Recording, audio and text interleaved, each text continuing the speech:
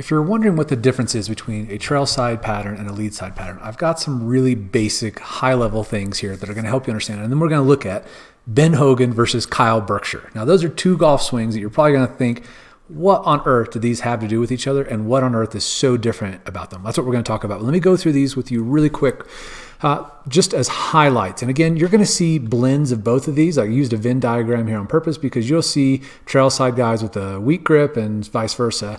But what this will help you understand, if you're in between in your golf swing, you really just are totally lost and confused and have no idea why you can't play very good, and you can't hit the ball straight, you don't have any power. This is going to help you start to understand why you're mixing things, you're mixing patterns, you're stuck in the middle, you're kind of in purgatory, you're in no man's land, not understanding what you're supposed to do with what you naturally want to do in your swing. So in a trail side pattern, you're going to see they tend to have a stronger grip.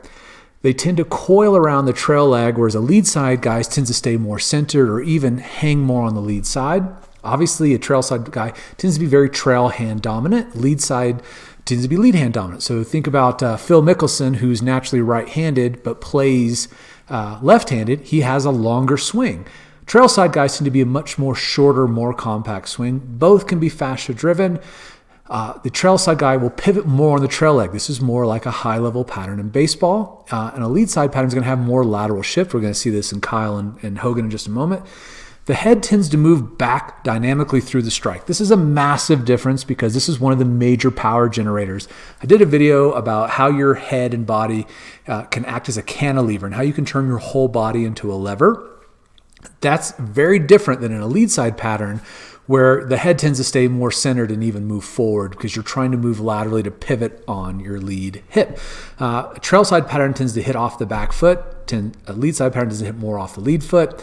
A trail side pattern is going to push off the lead foot at impact to help create that lever effect, which you'll see in Kyle's swing in just a second. Whereas a lead side pattern tends to get onto the lead hip and pivot and rotate. So pivoting on that lead hip socket and rotating the body through, which Hogan's a great example of, which is why we're going to use him.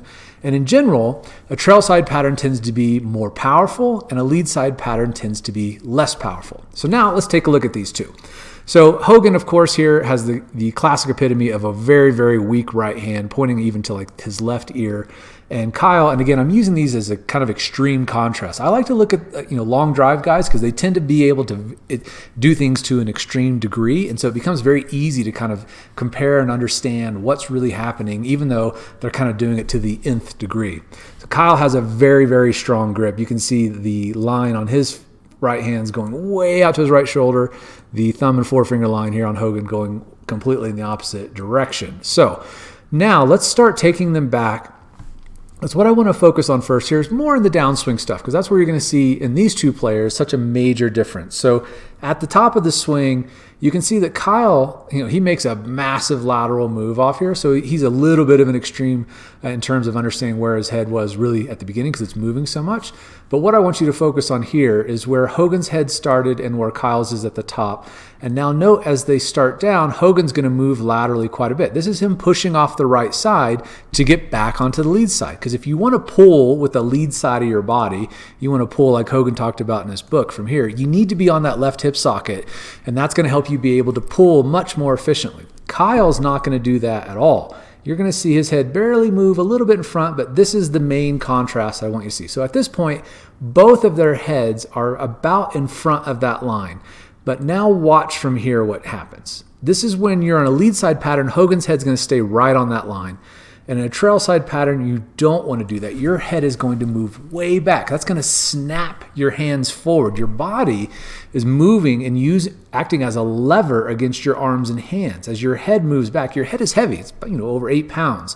And it's so far away from the center of your mass that it can be used really effectively to create leverage in the swing. And again, that's the video I did on using your body as a cantilever, using your head as a cantilever, because this helps sling the hands forward, which is massive for power. In Hogan's case, you can see his head pretty much stay right there for a long time. And now, at this point in the swing, Kyle's head's maybe 6 inches further back than where it started. And we'll look at other players like Minwoo Lee, who I've talked about a lot.